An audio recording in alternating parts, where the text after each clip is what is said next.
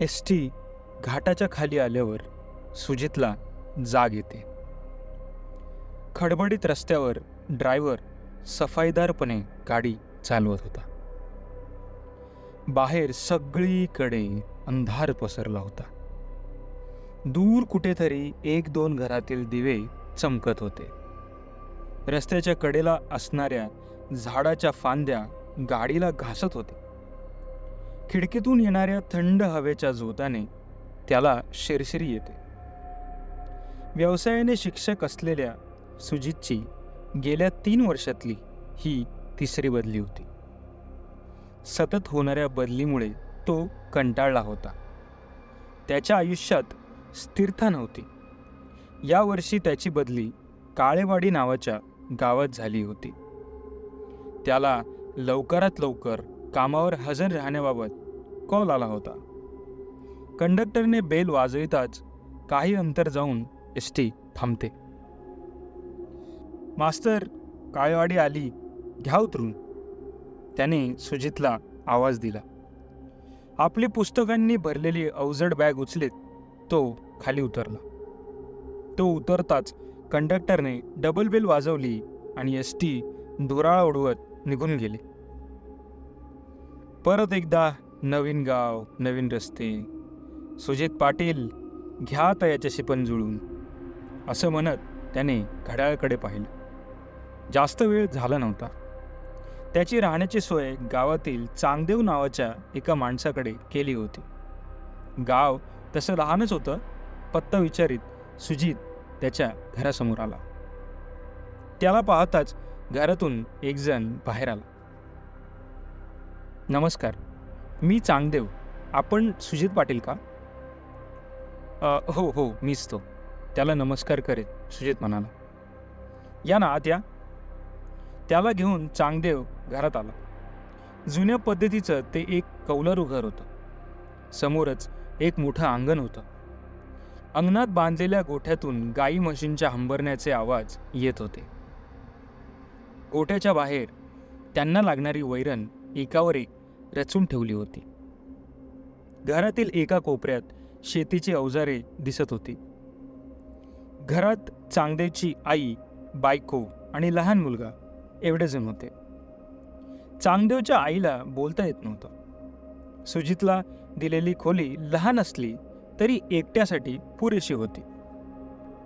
त्याने आत जाऊन सामान ठेवले. बाहेर येऊन चांगदेवशी घरभाडे, जेवणाचे पैसे याबद्दल चर्चा केली. पैसे द्यायची काही गरज नाही, चांगदेव त्याच्याकडे पाहत म्हणाला. पण मला असं राहिलेलं आवडणार नाही. तुम्ही इथे राहिला तर मला फायदाच होणार आहे. मी शेतकरी आहे. मला कधी कधी रात्रीचं शेतात जावं लागतं. तेव्हा घरी कोणी गडी माणूस असला तर काळजी राहत नाही. शेवटी होय नाही करता चांगदेवने पैसे घ्यायचे ठरवले. जेवण करून सुजित त्याच्या खोलीकडे झोपायला जाणार तोच लाईट गेली. रोजची कटकट आहे. सुनीता, दिवा लाव, चांगदेवने बायकोला आवाज दिला. शाळेतील पहिला दिवस म्हणून तो सकाळी लवकर उठला. सगळं आवरून खोलीच्या बाहेर पडला. बाहेर उभ्या असलेल्या चांगदेवने त्याला आवाज दिला.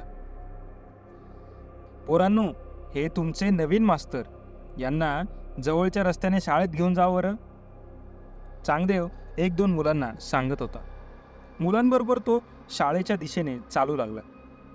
गावाच्या बाहेर असलेल्या एका मंदिरातील मूर्तीला सगळी मुलं नमस्कार करीत पुढे जात होती. छोट्याशा दगडी मंदिरात ती मूर्ती विराजमान होती. सुजितने हात जोडून नमस्कार केला. जवळचा रस्ता म्हणजे एक साधी पायवाट होती. 2 माणसं चालू शकतील एवढ्या रुंदीची. तिच्या दोन्ही बाजूला गुडघाभर गवत वाढलं होतं. पण एकंदरीत गावचं वातावरण प्रसन्न होतं. पावसाळा जवळ आल्यामुळे शेतात नांगरणीची कामं चालू होती. कडक इस्त्रीच्या कपड्यातील सुजितकडे शेतात काम करणारी लोक बघत होती. 2 किलोमीटर चालल्यावर शाळेची इमारत दिसू लागली. पहिला दिवस सर्व मुलांच्या ओळखी करण्यात निघून गेला. त्याचे सहकारी शिक्षक आणि मुलं साधी आणि चांगली होती. पहिला दिवस तर मस्त गेला. शाळा सुटल्यावर परत गावात यायला खूप उशीर झाला. काय, कसा गेला पहिला दिवस? तो आल्यावर चांगदेवनं विचारलं. खूपच छान. पण गावाच्या बाहेर ती कोणत्या देवीची मूर्ती आहे? ते काय माहीत नाही. गावचा राखणदार म्हणतात त्याला. खूप वर्षांपासून ती मूर्ती गावाच्या बाहेर उभी आहे. आमच्या पंजोबांच्या जन्माच्या पण अगोदरची. जाता येता हात जोडत जा. चांगदेवच्या या बोलण्याने सुजितला नवल वाटले. सकाळी उठून शाळेत जायचे, रात्री काहीतरी वाचत बसायचे, असा त्याचा रोजचा दिनक्रम बनला.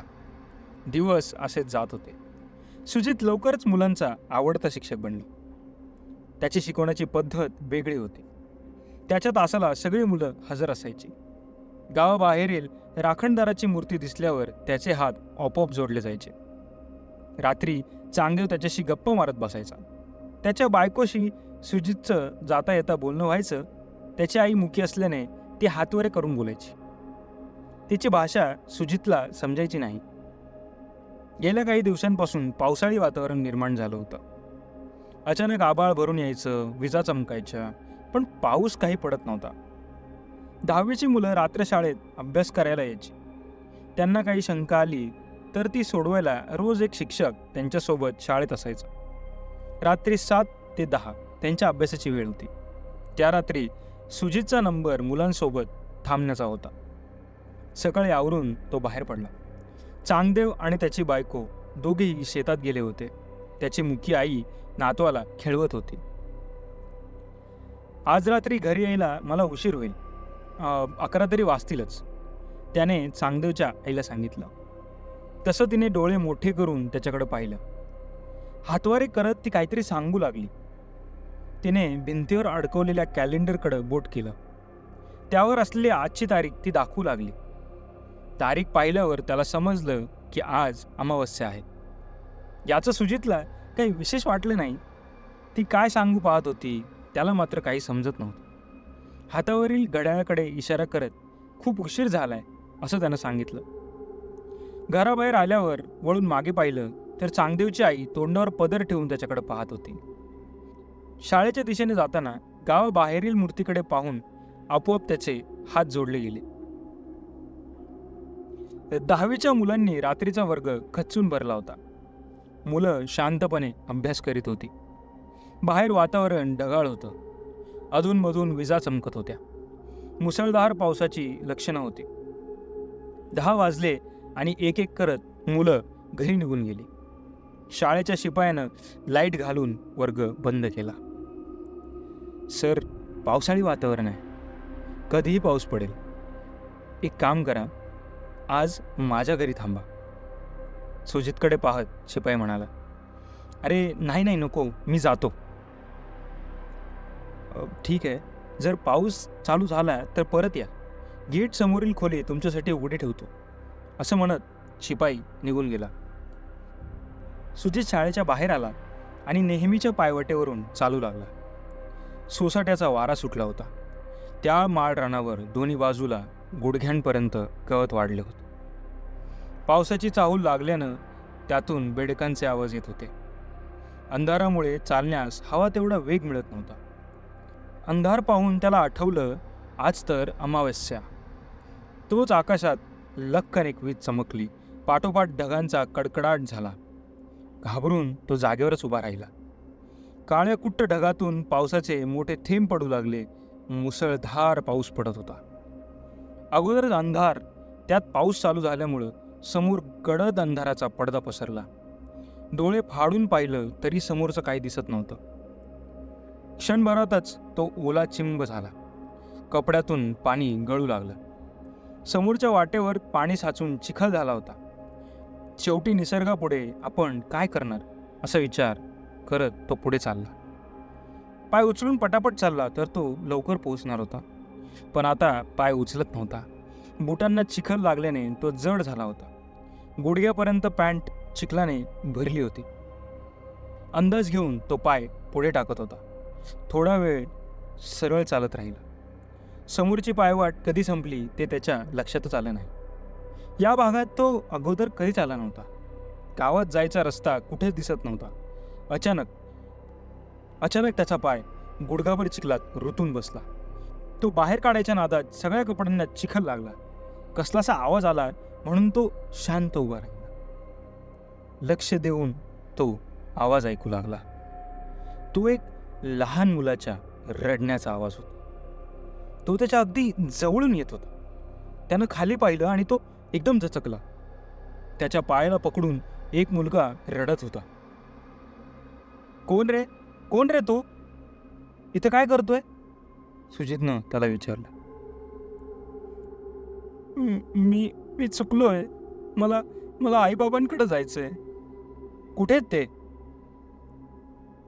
आम्ही घरी चाललो होतो, पण पाऊस आला आणि चुकलो. आता याच्या आईबापाला कुठे शोधायचं? तो आधीच वैतागला होता. त्या मुलाला शांत करीत तो पुढे चालू लागला. सुजितच्या बोटाला पकडून तो मुलगा चालत होता. चिखलात रुतलेले पाय मोठ्या प्रयासाने बाहेर काढावे लागत होते. त्या मुलाचे आईवडील सापडले तर त्यांना गावाला जाणारा रस्ता विचारला असता. थोड्या अंतरावर 2 अंधूक आकृत्या चालताना त्याला दिसल्या. त्याच्या पुढचं ते एक जोडपं एवढ्या पावसातही हसत हसत चाललं होतं. तुझे आईबाबा आहेत का ते? त्याच्याकडे पाहत सुजित म्हणाला. यावर त्या मुलाने नुसतीच मान हलवली. त्याला घेऊन सुजित दोघांजवळ गेला. खुशाल हसत खिदळत चाललाय. मुलाची काही काळजी आहे की नाही? पुढं चालणाऱ्या माणसाच्या खांद्यावर हात ठेवीत सुजितनं विचारलं. तसे ते दोघे मागे वळले. बाईने लगबगीने डोके आणि चेहरा पदराने झाकला. कोण आहेस बाबा तू? काय पाहिजे तुला? त्या माणसानं विचारलं. त्या मुलाची काही काळजी आहे की नाही तुम्हाला? कोण मुलगा? हा काय? असं म्हणत सुजितने खाली पाहिलं तर तो मुलगा जागेवरच नव्हता. त्याने आसपास पाहिलं तर तो कुठेच नव्हता. अहो, आत्ताच तर माझ्यासोबत होता. असं म्हणत त्याने जोडप्याकडे पाहिलं तर ते दोघे पण जागेवर नव्हते. तो एकटाच उभा होता. थरथरत्या हाताने चेहऱ्यावर आलेले पाणी त्यानं पुसले. तो पाय उचलणार तोच त्याच रडण्याचा आवाज पुन्हा येऊ लागला. त्याने खाली पाहिलं तर तोच मुलगा होता. मी चुकलोय. मला आईबाबाकडे जायचंय. असं म्हणत तो भेसूरपणे रडू लागला. कोण मुलगा? या आवाजाने त्याने समोर पाहिले तर ते मगाचच जोडपे उभे होते. इथं असले भास नेहमीच होत्या. असं म्हणत ते दोघं हसू लागली. त्याच्या शरीराचा थरकाप उडाला. मागे न पाहता तो पळू लागला. त्या दोघांच्या हसण्याच्या आवाजात त्या मुलाचाही आवाज मिसळला. पळत असताना तो 2-3 वेळा चिखलात पडला. अखेर दमून गुडघ्यावर बसला. पावसातही त्याच्या घशाला कोरड पडली. मगाशी घडलेला प्रसंग अजून मनात घर करून होता. तो अगदी घाबरला. समोर काहीतरी चमकला. त्यानं पाहिलं तर काही अंतरावर एक झोपडी होती. त्यात लावलेला दिवा चमकत होता. त्या दिशेने तो चालू लागला. हो पाहुणं, तिकडे जाऊ नका. इकडे या, माझ्या घरी या. काही अंतरावरून त्याला आवाज आला. पण आता त्याला ती झोपडीत सुरक्षित वाटत होती. त्या दिशेला पाहिलं तर एक पांढरी आकृती त्याच्याजवळ येत होती. आकृतीपासून दूर पळत तो झोपडीजवळ गेला. वळून पाहिलं तर मागं कोणीच नव्हतं. सुजितने दरवाजावर थाप मारली. थोडा वेळ गेला आणि त्याने आवाज दिला. कोणी आहे का घरात? झोपडीतून पैंजणांचा आवाज आला आणि दरवाजा उघडला गेला. समोर हातात दिवा घेतलेली एक मध्यमवयीन स्त्री उभी होती. दिव्याच्या प्रकाशात तिचा चेहरा उजळून निघाला होता. क्षणभर तो घडलेला प्रकार विसरून गेला. तिचा गोराबान चेहरा, गालावर आलेली केसांची बट, घारे डोळे, तिच्या उंच आणि प्रमाणबद्ध शरीराकडे तो पाहतच राहिला. काय हवंय? तिने हसत विचारले. मी रस्ता चुकलोय. आज रात्री राहायची सोय होईल का इथे? त्याने संकोचाने विचारले. न व्हायला काय झालं आत्या? तिने बाजूला सरकत त्याला हात घेतले. तिच्या मागे तो झोपडीत शिरला. आतमधील हवा उबदार होती. झोपडी लहान होती. एका कोपऱ्यात अंगावर मळलेली चादर घेऊन कोणीतरी झोपलं होतं. ते माझे वडील आहेत, सुजितकडे पाहत ती स्त्री म्हणाली. त्याने एकदा अंगावरच्या कपड्यांकडे पाहिलं. इस्त्री केलेला शर्ट चिखलाने पूर्णपणे माखला होता. पॅन्टची आणि बुटाची तीच अवस्था होती. एवढ्या रात्री कुठे गेला होता? वडिलांच्या अंगावरील चादर व्यवस्थित करीत तिनं विचारलं. सुजितने घडलेला सगळा प्रकार सांगितला.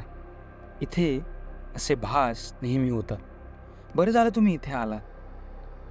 त्याच्या अगदी जवळ येत ती म्हणाली. सुजितचा हात तिने हातात घेतला. त्याचं लक्ष जमिनीवर झोपलेल्या माणसाकडे गेलं.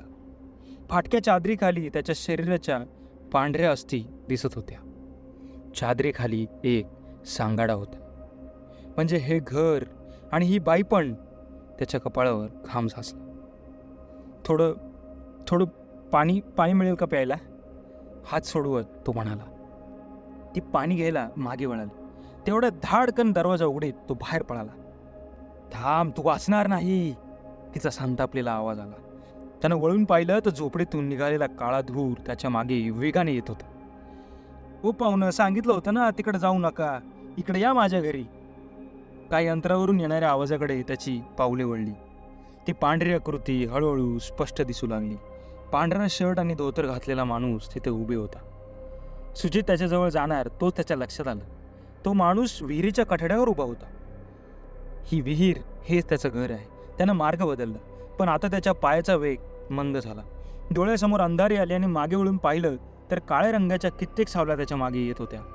आज आपल्या आयुष्यातील शेवटची रात्र आहे याबद्दल त्याची खात्री पटली. समोर आडवे आलेल्या एका माणसाच्या अंगावर तो आदळला. त्याची पांढरी दाढी आणि गळ्यातील तुळशीच्या माळेकडे बघतच त्याची शुद्ध हरपली. त्याला जाग आली तेव्हा सगळं अंग ठणकत होतं. सुजित चांगदेवच्या घरी त्याच्या खोलीत होता. तो उठणार पण समोर बसलेल्या चांगदेवनं त्याला झोपवलं. आपण इथे कसे आलो ते त्याला काहीच आठवत नव्हतं, पण काल रात्री घडलेल्या प्रसंगातून तो वाचला होता. मी इथे कसा आलो? काल सकाळी तुम्ही मारुतीच्या मंदिरात बेशुद्ध अवस्थेत सापडलं. लई वाईट अवस्था होती तुमची. एक दिवस बेशुद्ध होता, चांगदेव त्याला म्हणाला. पण मी मंदिरात कसा आलो? असं म्हणत सुजितने रात्री घडलेली घटना सविस्तरपणे सांगितली. अहो, माझी आई तुम्हाला तेच सांगत होती. आज अमावस्या आहे. अमावस्येला त्या माळावर भूतं फिरत्या. त्यातून सहसा कोणी वाचत नाही. पण तुम्ही गावच्या वेशीत आला होता. गावच्या राखणदारानं वाचवलं आणि मंदिरात आणून ठेवलं. तो माळावरच्या भूतांना गावाच्या वेशीत येऊ देत नाही. सुजितला मंदिरातील ती राखणदाराची मूर्ती आठवली. तिच्यात आणि रात्री आपण ज्यांच्या अंगावर कोसळलो त्यांच्यात खूप साम्य होतं. त्याने मनात राखणदाराचे आभार मानले. दुसऱ्या दिवशी सकाळी त्यानं आपलं सामान पॅक करून ठेवलं. त्या गावात राहणं आता त्याला शक्यच नव्हतं. एका पांढऱ्या कागदावर राजीनामाचा अर्ज लिहून तो बाहेर पडला. त्या प्रसंगातून तो वाचला तरी त्याचा भयानक परिणाम त्याच्या मनावर झाला होता. मनात असलेली भीती कधीच जाणार नव्हती. शाळेतील नोकरीचा राजीनामा देऊन त्यानं गाव सोडलं. परत एकदा त्याच्या नशिबी आलं नवीन गाव, नवीन रस्ते.